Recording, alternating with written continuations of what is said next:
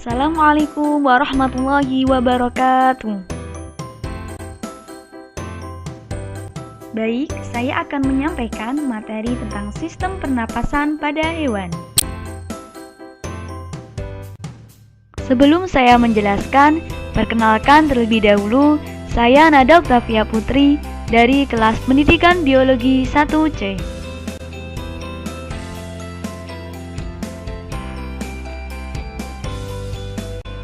Sistem pernapasan pada hewan terbagi menjadi dua, yaitu vertebrata, hewan yang mempunyai tulang belakang, dan invertebrata, hewan yang tidak mempunyai tulang belakang.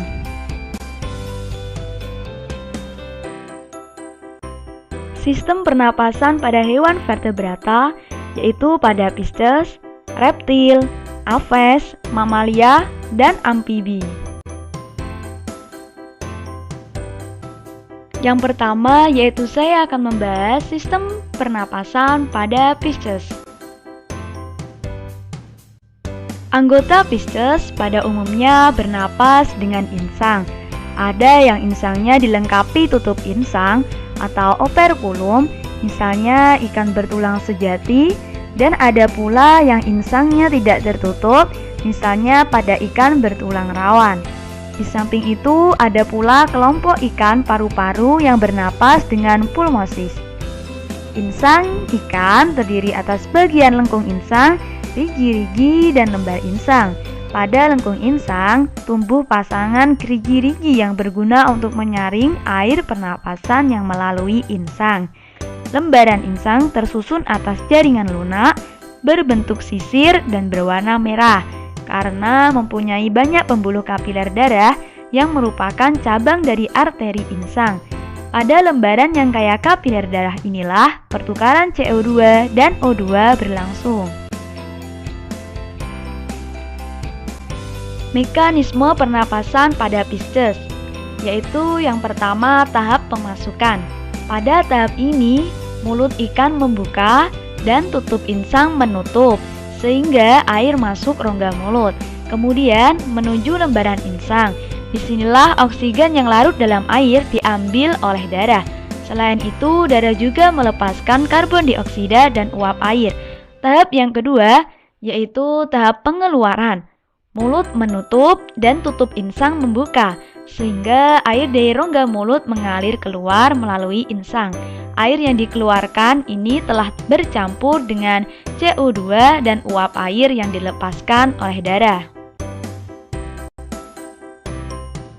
Yang kedua, yaitu saya akan membahas sistem pernapasan pada amfibi.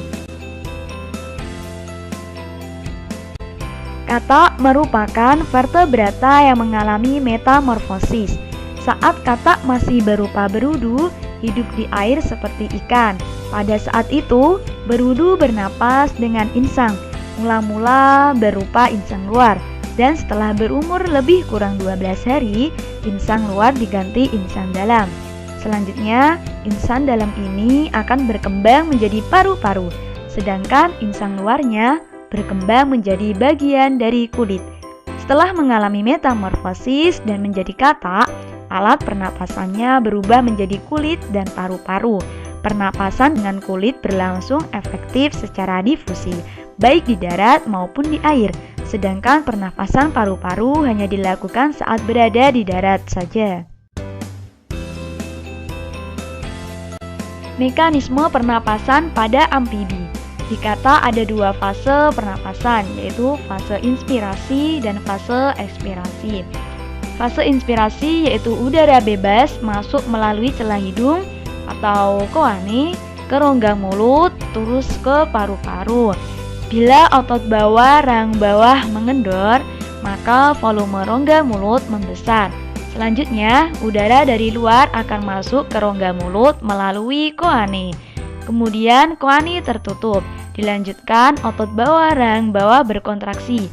Akibatnya, rongga mulut mengecil. Tekanan udara rongga mulut meningkat, sehingga udara dari rongga mulut masuk ke paru-paru.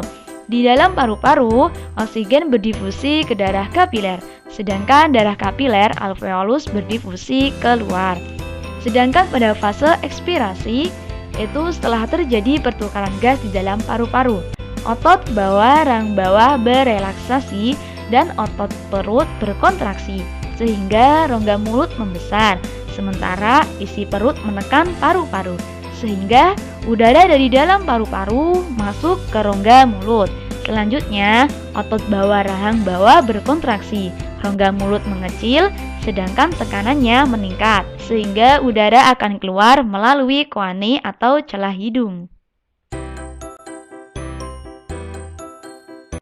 Yang ketiga yaitu sistem pernapasan pada hewan reptil. Secara umum, reptil bernapas dengan menggunakan paru-paru. Contohnya yaitu buaya, kadal, ular, kura-kura, komodo, dan cicak. Pengambilan oksigen dan pengeluaran karbon dioksida terjadi di dalam paru-paru. Keluar masuknya udara ini terjadi karena adanya gerakan-gerakan dari tulang rusuk. Saluran pernapasan terdiri dari lubang hidung, trakea, bronkus, dan paru-paru. Lubang hidung terdapat di ujung kepala. Pada beberapa reptilia, pengambilan oksigen dibantu oleh lapisan kulit di sekitar kloaka. Organ pernapasan pada hewan reptil, yaitu pada kura-kura terdapat trakea, bronkus, dan paru-paru. Pada kadal, terdiri dari lubang hidung, trakea, paru-paru, tulang rusuk, dan glotis. Pada ular ada jantung, paru-paru, kantong empedu, ginjal, kloaka, testis, usus, hati, dan lambung. Keempat yaitu sistem pernapasan pada hewan mamalia. Sistem pernapasan pada hewan mamalia mirip seperti sistem pernapasan pada manusia, yaitu pernapasan hewan mamalia melalui paru-paru. Udara yang dihirup akan masuk ke lubang hidung, tenggorokan, kemudian ke paru-paru. Yang termasuk hewan mamalia yaitu hewan yang berkembang biak dengan cara melahirkan dan menyusui anaknya, seperti hewan lumba-lumba, paus, sapi, anjing, kucing, kelinci, dan lainnya.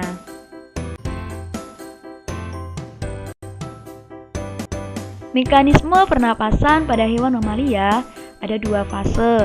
Fase pertama yaitu fase inspirasi. Fase ini terjadi ketika hewan mamalia menghirup napas atau inhale. Otot diafragma akan berkontraksi, otot-otot tulang rusuk akan berkontraksi sehingga rongga dada membesar dan menyebabkan tekanan dalam rongga dada berkurang. Udara yang dihirup melalui hidung masuk ke dalam paru-paru sehingga membuat paru-paru mengembang.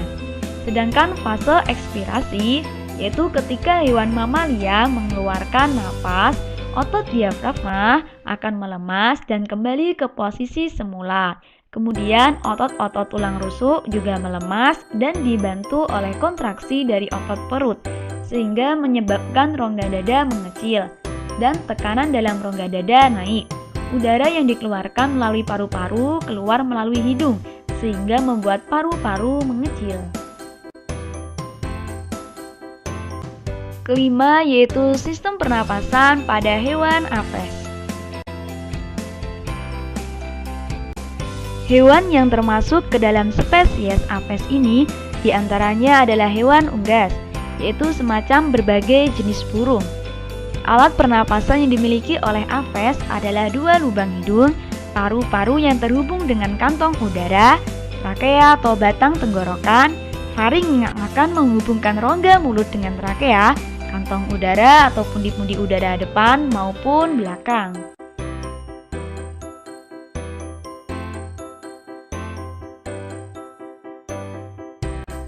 Mekanisme pernapasan pada hewan apes.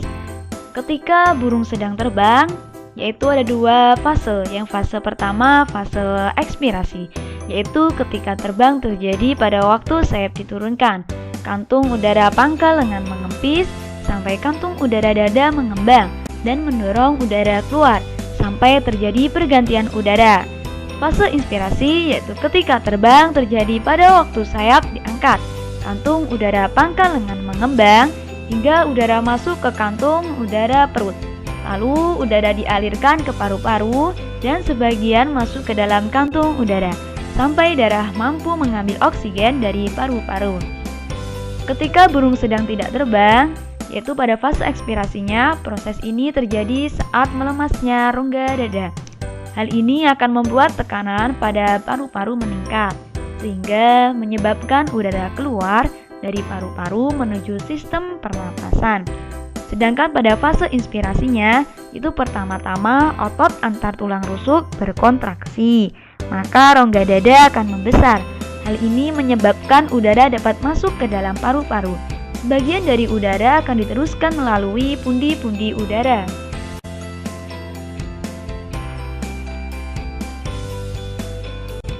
Sistem pernapasan pada hewan invertebrata atau hewan yang tidak mempunyai tulang belakang, yaitu ada hewan porifera, moluska, arthropoda, farmes atau cacing, Echinodermata, dan Coelenterata.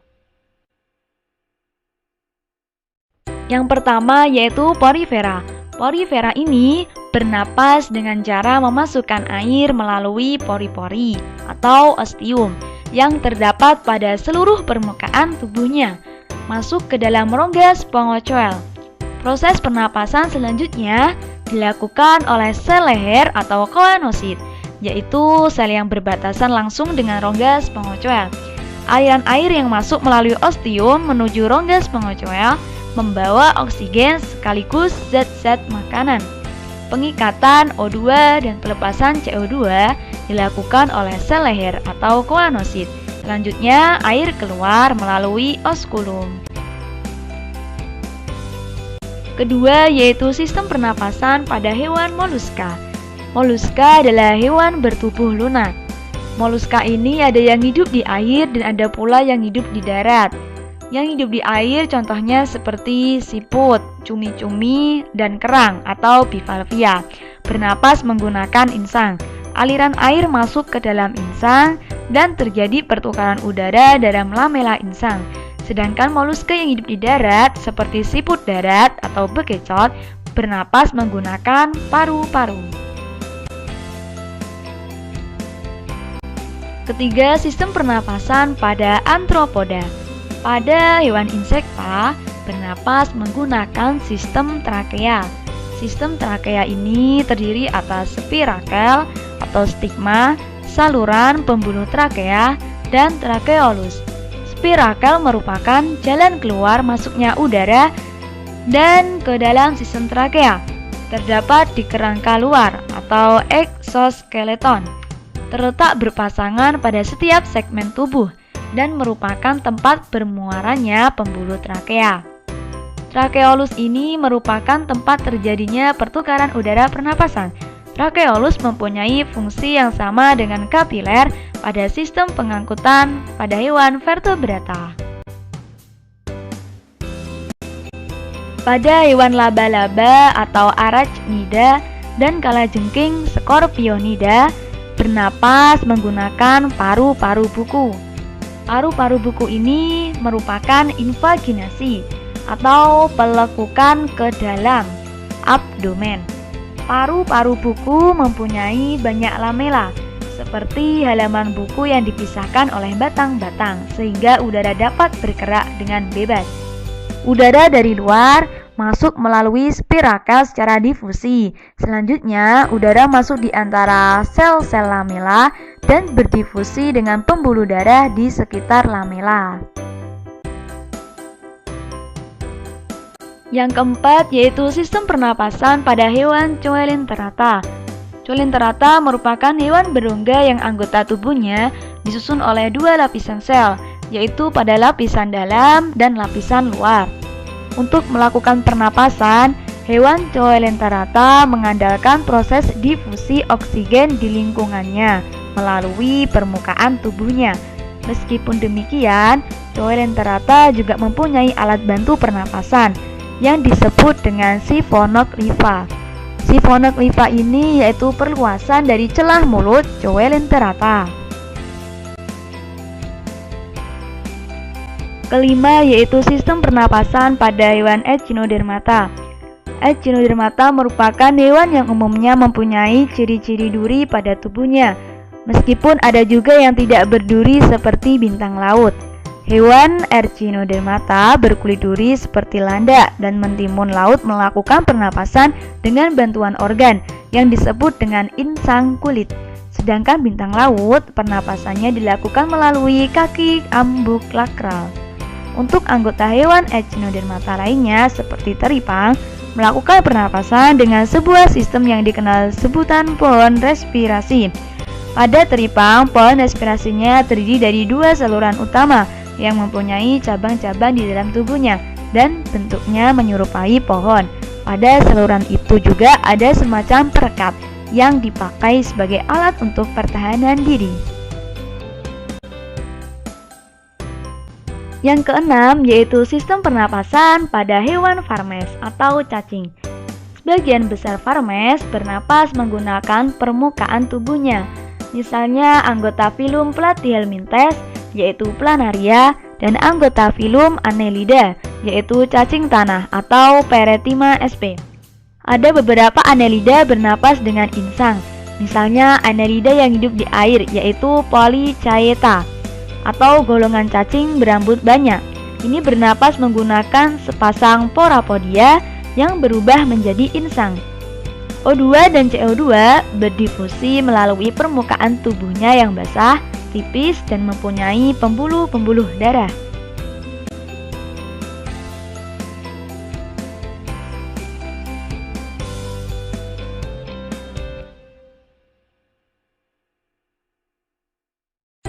Cukup sekian yang dapat saya sampaikan, semoga dapat bermanfaat. Saya akhiri, wassalamualaikum warahmatullahi wabarakatuh.